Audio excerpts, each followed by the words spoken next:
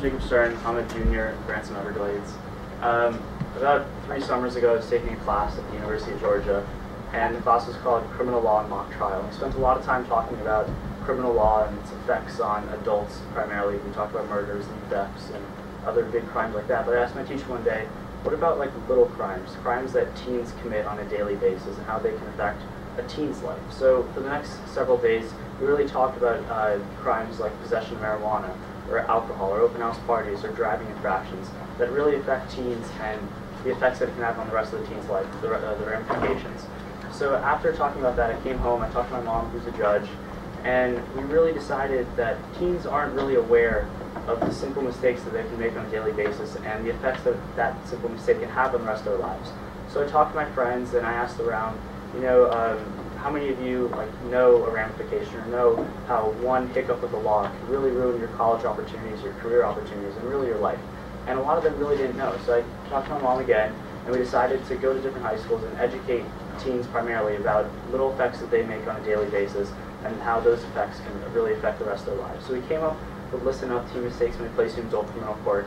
And what we go through is the top 10 mistakes that teens make on any given day, their run-ins with the law, and how it can affect them for the rest of their lives. So this is called Jacob's Top 10. We go through the 10 most common mistakes. Let's talk a little bit about your criminal record. So first off, the 2 biggest opportunities in a teen's life are arguably college and their future career opportunities. So this is really going to be a recurring theme, how these simple mistakes can affect a teen's college opportunities and career opportunities.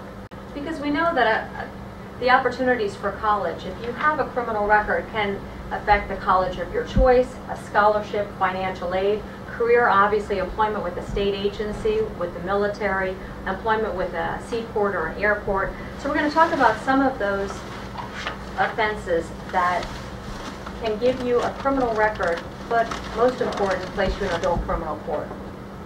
So first off, let's just talk about juveniles in Florida. In Florida, there's a little over 31,000 juvenile arrests every single year. There's about 86 teenagers getting arrested on any given day for any given infraction. About a third of them involve drug arrests. Over 10,000, it's about 26 a day. Teenagers who make simple mistakes, a little possession of marijuana or anything like that, are drug arrests. But then for the driving under influence, it's only about 221. That's less than 1 a day. When you think about the severity and the seriousness and the danger that teen is putting on their own life and on the lives of others, it's actually quite significant. And then a little over 1,100 liquor law violations. That's about 3 a day. What's even more important than any of these is that Florida is the #1 state in the country who processes the amount of teens from the juvenile division to the adult division. Meaning if you're a teen, you get arrested in Florida, you have the most chance of any other state to be transferred into the adult division. So aside from the common misconception that I'm a teenager and I'll go into the juvenile system and it'll wash away my record, even worse than that, especially in Florida, you have an even higher chance of going into the adult system. And when we see these numbers, this is from 2011, the Florida Department of Law Enforcement, these are juveniles, individuals between the ages of 12 and 17. And while we'll see that some of these offenses may start in the juvenile division, they may ultimately end up in adult court if there is a violation. Some of you teenagers may think that if you get arrested, it's a slap on a wrist. And that after that slap on your wrist, no one's ever going to know about your juvenile arrest record. And it's not the case. Your juvenile arrest record is not confidential if the arrest resulted in a felony, 3 or more misdemeanors, or it's transferred to the adult system. And as we'll see, some of the charges will automatically start in the adult criminal system. As Jacob said, the state of Florida transfers, it's the #1 state in the nation that transfers cases to the adult court system. And while Florida's population is half that of California, we transfer youth to adult court at a rate of 8 times that of California. In focusing on the juvenile arrest reports, you should know that there is a Florida law that states that while the Florida Department of Law Enforcement is the official keeper of the criminal arrest records in Florida, and the law provides that certain juvenile arrests are confidential, the law also gives the Florida Department of Law Enforcement to sell the information to the public. And that would include a booking photo or an arrest affidavit. And some employers actually attempt to get around the confidentiality of a juvenile record by asking the question on an employment application, have you ever been arrested? Sealing and expunging a record, it's actually a complicated area of the law. But let's talk a little bit about it, because some of you may think, well, I'm a juvenile, my record is going to automatically be expunged. And there is an automatic expunction in the state of Florida at age 24, depending upon the type of offense, or age 26. But when a record is sealed, the public will not have access to it through the government databases. Agencies, including the police and the military, have a legal right to access the criminal history record, even if it's sealed. When a record is expunged, which we think of expunged being legally erased, their only access through that record is through a court order. And it's only available in expunction if the charge is dropped, or it's withdrawn, which is a nolle pros, or it results in a not guilty verdict. You're not eligible for either if you have been adjudicated guilty. You get one per lifetime. But even if your record is sealed, that record is still accessible to employment with a criminal justice agency, admission to the Florida bar, employment or licensing by a public agency, employment with a school or university, or even the purchasing of a firearm. Let's talk about college opportunities. And for most of you teenagers, if you don't know what the Common App is yet, you'll learn about it when you start applying to college. It's accepted by 488 universities in the nation. It's the most used application process for college. So when you get to your senior year, chances are you'll start using it. And the question they ask you on the Common App is, have you ever been adjudicated guilty of a misdemeanor, felony, or other crime? Now, the Common App is actually quite generous compared to other colleges when they ask what kind of, have you ever gotten in trouble with the law? Because they ask specifically, have you ever been adjudicated? Have you ever been found guilty? So for most of you, like my mom just brought up, if your record is sealed or expunged, or you go through a diversion program, you don't have to answer yes to this question. However, in Florida, most of us will be looking to Florida universities. So if we take UF, for example, this is what they ask. Have you ever been charged with a violation of the law that resulted in, or still pending, could result in probation, community service, a jail sentence, or the revocation or suspension of your driver's license? So this isn't asking, have you ever been found guilty? Have you ever been adjudicated? It's simply asking, have you ever gotten in trouble with the law, and has there been a consequence? Florida now has a civil citation program, so you're legally not arrested. The question is, have you ever been charged with a violation of the law? So while you're going through that civil citation or diversion program in the juvenile division, you've been charged with a violation of the law. And what that includes is 6 months of testing. You'll have your analysis, and your analysis should come back negative. You'll have a substance abuse class and some community service hours, and you will have to keep up your grades in school. But if you do not comply, then there will be an arrest, and the state can file those charges. Let's go to Jacob's top 10. So the first thing we're going to talk about is cyberbullying. This is the legal definition: sending someone a mean or threatening email, an instant message, or a text message, or if you break into someone's account to send cruel or untrue messages, if you try to impersonate someone on the web. So cyberbullying actually is a quite serious infraction. And bullying has obviously expanded beyond the playground and into the personal space of students, and that's where it gets personal, and that's where we hear those tragic stories. And for many parents, the internet has not, and is probably not now, a big part of our lives, but for teenagers, it's a big part of their social life, and the effects can be devastating. And we've all heard the tragic stories. That is, we heard the story of Megan Mayer. Some of these were widely publicized. A high school student who hanged herself at the age of 13 after a boy she had become friends with on a social networking space, which was MySpace.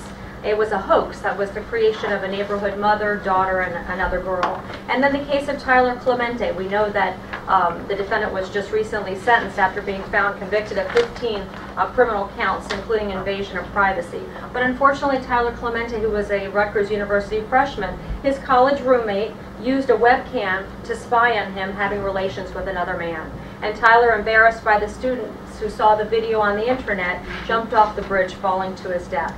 And in Lee County, right here, right across the state of Florida, 15 and 16-year-olds set up a fictitious Facebook account on a classmate's in a classmate's name and posted fake nude photographs of her. Both faced felony charges of aggravated stalking. Let's look. Take a look. Deputies say these are real-life mean girls.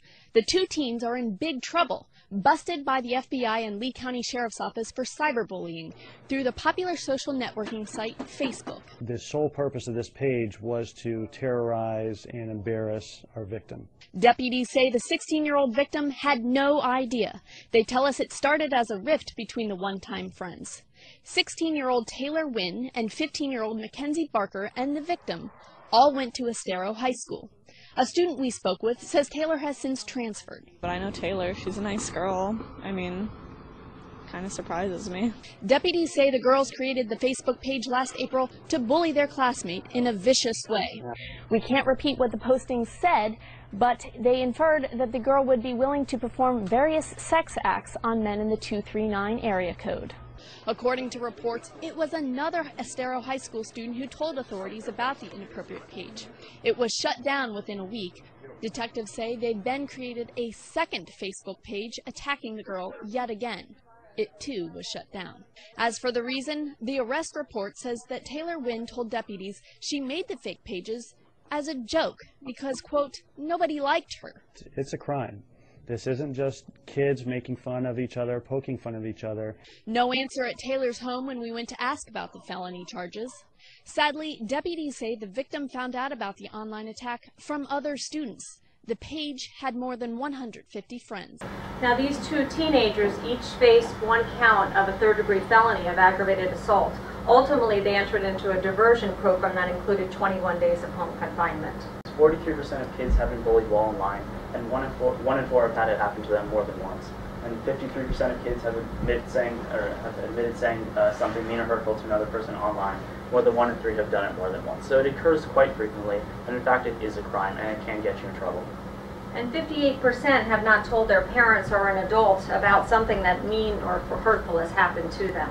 In 2008, Florida enacted the Jeffrey Johnson Stand Up for All Students Act.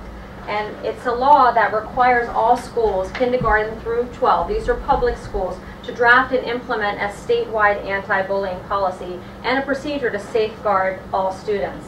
Jeffrey Johnson, unfortunately, in 2005, he was 15 years old, and he was the target of bullying both in school and online. And in June of 2005, his mother, Debbie, found her 15-year-old son hanging from his book bag strap in his closet. It was devastating, but she took it as her mission to educate schools and ensure that nothing like that would happen to any other child. The cyberbullying is an aggravated assault, and it is a felony that you can face up to 5 years in state prison. A form of cyberbullying is sexting. This is the definition of sexting, which is minors trading explicit messages or images via a cell phone or a social networking site, and it has significant consequences, although not as bad as it used to.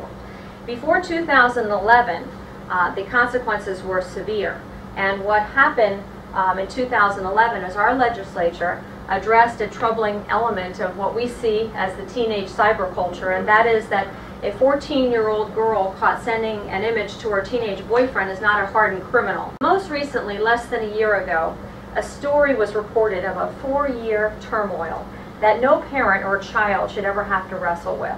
What happened in that case is computer hackers violated a 14-year-old girl, Angie, her privacy when she had uploaded photos to an account, a photo bucket account. Is anybody familiar with a photo bucket account? Well, she placed photos on her private photo bucket account, and among the pictures was Angie posing in a bra and panties. It was meant only for her then boyfriend to see. Well, you can guess what happened.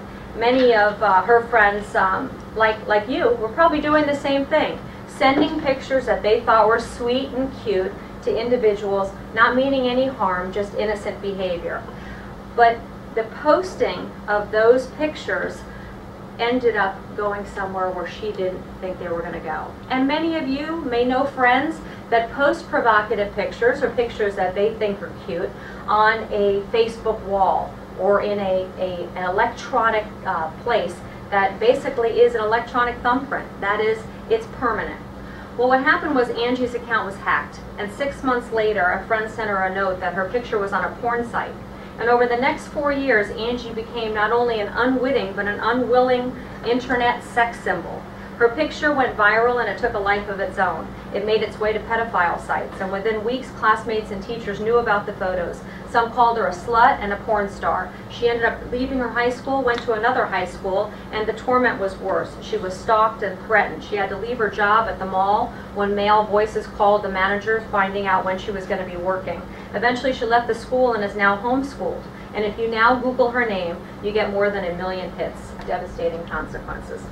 Now let's go on to our second topic, which is marijuana. As previously mentioned, about a third of all Florida juvenile arrests deal with drugs, and most of them are marijuana. So we're going to talk about what is the punishment for marijuana, and we're also going to talk about fake pot. And as we're going to show you next, pot really is a big deal, and it comes with serious consequences.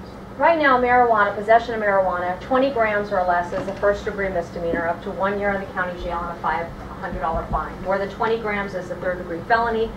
That obviously carries with it a maximum penalty of 5 years in state prison and a $5,000 fine. If it's filed in the juvenile court, as we stated before, more than likely the juvenile, if never involved in the criminal justice system, will go through a juvenile diversion program. But that will be a long process, and that juvenile will need to be drug tested, will need to go to a substance abuse court. And if that juvenile violates that program, the prosecutor can file adult criminal charges. So let's think about possession of marijuana. For those of you that think, well, okay, marijuana is not really a big deal. If someone comes in my car and he or she, but my passenger, is smoking a joint, but I don't have anything to do with it. All I'm doing is driving. Let's consider this scenario. You're driving. You're stopped for a traffic citation. What happens? What happens? The officer's going to come up to your window, right? You're going to have to roll down that window, and then what happens? The officer's going to smell the marijuana, so there's a strong odor of cannabis. So that's already giving the officer probable cause. So what's the officer going to do? He's going to ask you to step out of the vehicle. Now he's going to ask where the marijuana is. Does anybody believe that your passenger is going to own up to it and say that was mine? Remember, possession is a question of fact. When it's not in the actual possession, and it's in the constructive possession, it's readily accessible, and it's in the vehicle, and you're driving the vehicle. You may own the vehicle, or your parents may own the vehicle. There's a problem with it, and you will be arrested for possession of marijuana, because if nobody's owning up to it, what's going to end up happening? You're both going to be arrested, and therein is where the problem is. So let's look at marijuana, because there's a lot of talk about the synthetic. So let's talk about synthetic cannabinoids, or also known as fake pot. So the definition is a man-made psychoactive and herbal chemical product which can mimic the effects of cannabis when consumed. So as the government legalizes more and more drugs such as marijuana, people try to cut corners, they try to get around it by creating these kind of fake drugs, these synthetic drugs. The most common example of these fake pots or synthetic cannabinoids are Spice and K2. They're readily available everywhere on the market. But in 2011, during the Florida legislative session, they actually made Spice, K2, and other examples of synthetic cannabinoids illegal. And actually, there are stronger punishments for these drugs than actual marijuana. 3 grams or less is a first-degree misdemeanor. More than 3 grams is a third-degree felony. So whereas marijuana, actual marijuana, is 20 grams or less for a first-degree misdemeanor, for just synthetic cannabinoids, for fake pot, it's 3 grams or less, because the legislature has found that these synthetic cannabinoids are in fact more dangerous to one's health than just normal marijuana. But the challenge now is that manufacturers have skirted the law by changing the compounds and labeling the packets as herbal incense, not for human consumption. So the challenge is that these new formulas of synthetic cannabinoids and bath salts have been developed that are made up of chemicals that are not covered by the current law. So the current law has to keep up with the manufacturers to change the molecules and the chemical compounds so that they're able to distribute. And there's become a huge black market for those individuals that are able to sell these types of substances. So let's talk about driver's license. And we're going to talk about teen drivers in general and just driving as a right or a privilege. Driving is a privilege because it can be revoked. If you make a certain amount of infractions within a given amount of time, or some serious infractions, your driving privilege can be revoked by the government. We'll get to that a little bit later. But now let's just talk about, is it a big deal to drive without a license? So here's just some statistics about us teen drivers. I know I'm 16, I have my permit, I'm about to get my license. So I'm one of you. I'm driving, I'm a teenager. But we're not the best of drivers, actually. And here are the statistics. Teen drivers aged 16 to 19 are 4 times more likely as adult drivers to get into an accident. And motor vehicle crashes are the leading cause of death among all teenagers 15 to 20 years old. And then 3 out of 4 teens, while killed in a motor vehicle accident, were wearing their seatbelt. So the simple answer is always wear your seatbelt. And while we're not the best of drivers, just try to obey the law and obey the rules of the road. They're scary statistics, but the problem with the driving is that many individuals don't take it serious enough. Well, guess who does? The legislature. And unlicensed drivers, the law mandates adult sanctions. So if you're a juvenile, if you are under the age of 18 and you commit an offense involving your vehicle, you will be in adult court. It's unlawful, as we know, to allow someone to drive your car if he or she does not have a valid driver's license. It's a second-degree misdemeanor, up to 60 days in jail. There is no, I just went around the block defense. Parents, there's no safe zone when it comes to kids. You, as the parent, can be charged with permitting an unauthorized minor to operate your vehicle. So you're not protected either. And if the unlicensed driver is involved in an accident, your license will be automatically be suspended for 1 year. Now let's just talk about alcohol, which is another recurring theme in teens' life, and it's another big problem. So we're going to talk about these different scenarios. The first one being, what if your friend brings alcohol into your car, but you yourself are not drinking? The operative word is the open container and possess, not just not consume. So the question becomes, just like we talked about the possession of marijuana, the question becomes, who's possessing that open container? So let's look at the definition of open container. You're the driver. The open container is one that's immediately capable of being consumed from, or the seal is broken. Well, that red cup, that sounds to me like an open container. An open container is considered to be in the possession of the driver if the container is not in the possession of a passenger and is not located in a locked glove compartment, locked trunk, or other locked non-passenger area of the vehicle. So we're going to look at what the penalties are for underage drinking and whether you can drink during a religious festival. Possession of an alcoholic beverage by a person under the age of 21, the first offense is a second-degree misdemeanor. The second offense is a first-degree misdemeanor with a maximum of 1 year in jail. So this is something else that all teens seem to inquire about, is that they believe that they have a right to drink for any given religious festival, whether it be Shabbat or if they go to church or any other religion.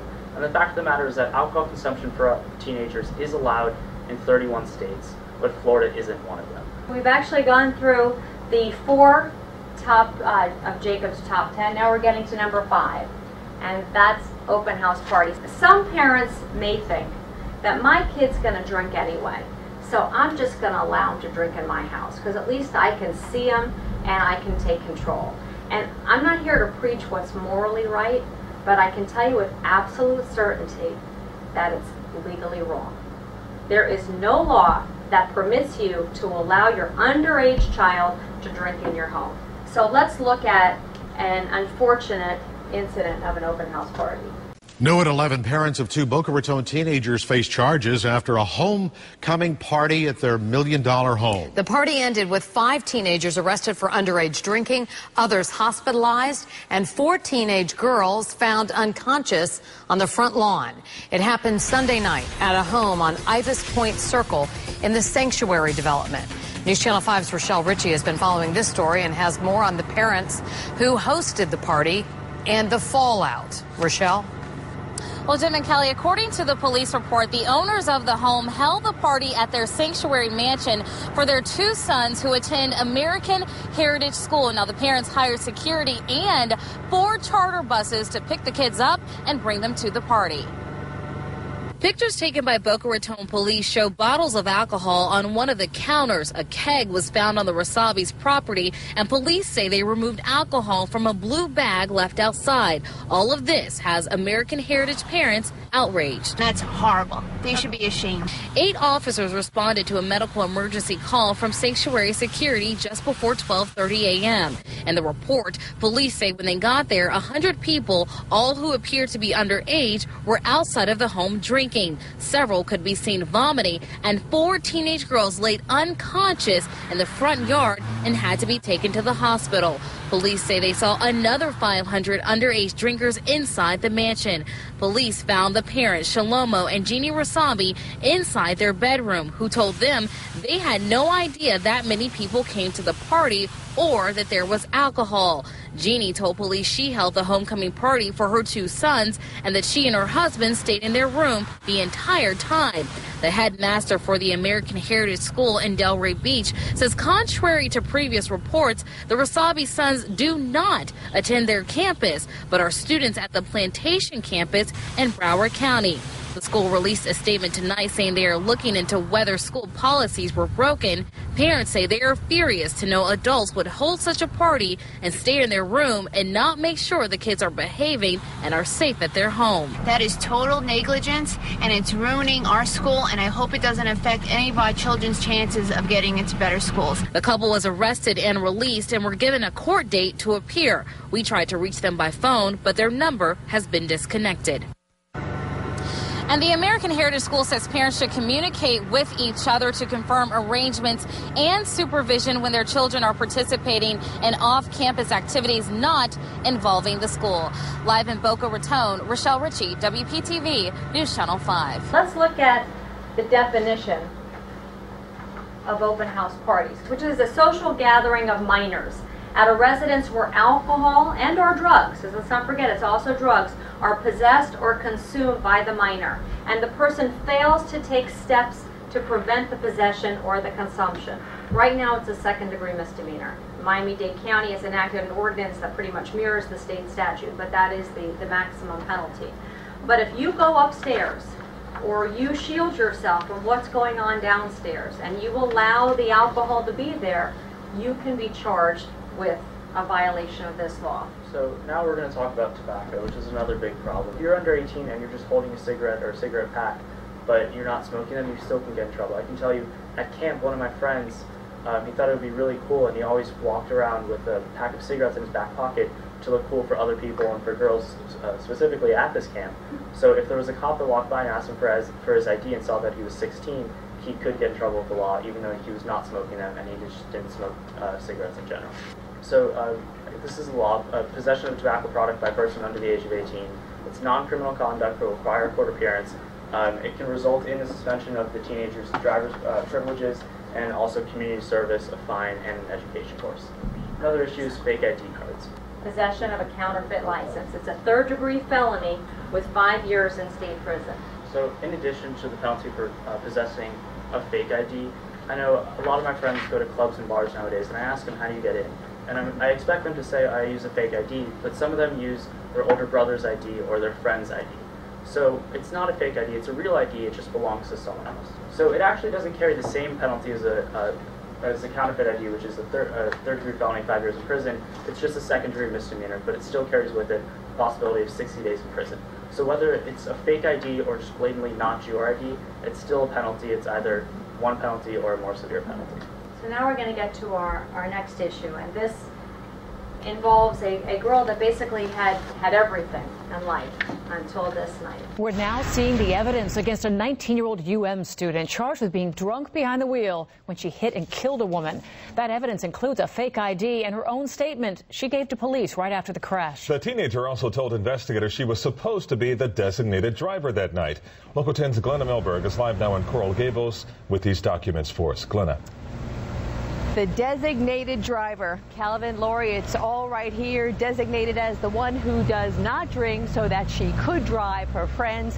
This account eventually would seem to be disputed by a lot of physical evidence, which is why Ivana Villanueva is charged with DUI manslaughter and here under house arrest. It's her story in her handwriting. 19-year-old Ivana Villanueva gave to Coral Gables police October 2nd in the hours after she slammed her new Audi, some 80 miles an hour, police say, into Ida Ayala's red Ford, a fatal crash for that grandmother. It's a catastrophe. There's no word for what we're going through. In her account, Villanueva gives no clue to what her blood alcohol results would eventually show, that she was almost 3 times the legal limit of drunk. In fact, she writes it was her turn to be the designated driver for her friends. She describes their night partying at several clubs inside the Fontainebleau Hotel until, Villanueva writes, she decides to leave to make 4 a.m. curfew. State's evidence we obtained today shows what police found in Villanueva's car after the crash: a plastic bag with what they suspect was marijuana, her passport, and an Arizona state state license, the suspected fake ID prosecutors think she used to buy cocktails during that night. Bar receipts show the 19-year-old, not allowed to legally drink, bought shots of high-end tequila that night. This is a horrible tragedy all around. The Villanueva family offers their deepest sympathies. Villanueva writes, on her way home, the driver in front of her broke quickly, her words. She makes no mention of her speed, but writes, I braked immediately, but not quick enough. Ivana Villanueva has pleaded not guilty to vehicular manslaughter and DUI manslaughter. Calvin Laurie, until her trial, here she will stay under house arrest with an ankle monitor, but for school and church. This case is now pending in Miami-Dade County, and it's on its way to trial.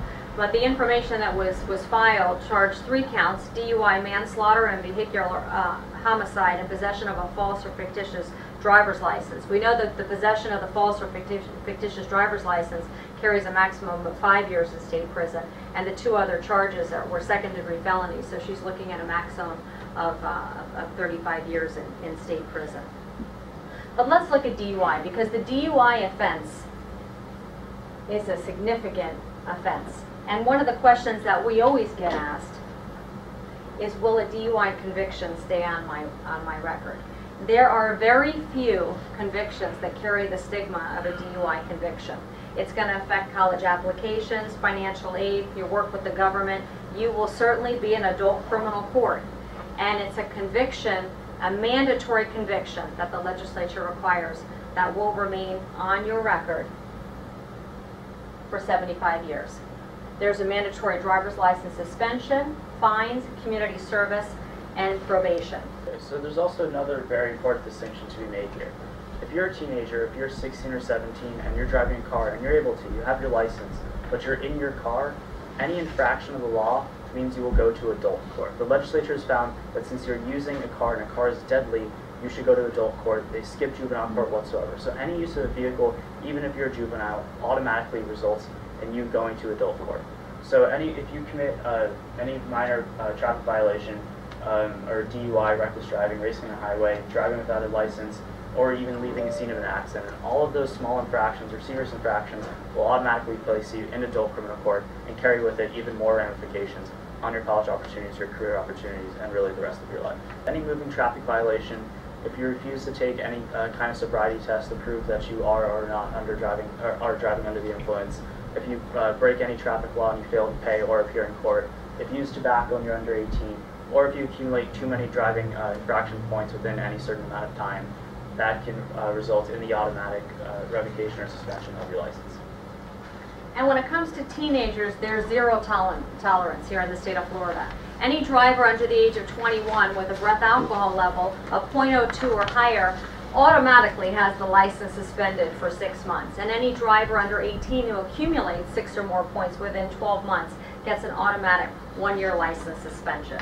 So it's also important to understand here that the 0.02, while it's not the 0.08 required for a DUI, it's very, very easy for a teenager to get an blood alcohol level of 0.02. For the average teenager, that's about a half a beer to a full beer. That's half a shot or half a glass of wine. Any of those small sips of wine or beer, any other alcoholic beverage, will give you a 0.02 or higher, and it will result in the revocation of your license. So number 10 is what we consider probably the most important. And that is something happens. So just if you do get in trouble with the law, it's unfortunate, but it does happen. Should you let your parents know? Yes. Yes. All right, and a lot of the parents say yes, but how about the teenagers? No. How many of you think you're going to be able to avoid it? You got stopped for a speeding ticket, they're going to give the ticket, I'll just go to court or I'll just pay it and not think about it. And you should know that, first of all, if you're under the age of 18, the parent or legal guardian is automatically going to be notified of any court appearance. Secondly, if it's a criminal offense, obviously the parent or legal guardian is going to be called. But for those of you that get that civil infraction, that speeding or running a stop sign, and you think you're going to be able to avoid having to tell your parents, you're going to get a flurry of literature from criminal defense attorneys who have the right and have the opportunity, because once the ticket is filed in the clerk's office, it's public record. So they know where you live. You're going to send you a flurry of mail, and your parents are going to eventually find out. We're able to see the bigger picture, and we look at you as teenagers, your life ahead. So it should be the first call that you make. Here's our contact information. If you have any other questions about anything we've talked about today, please give us a call.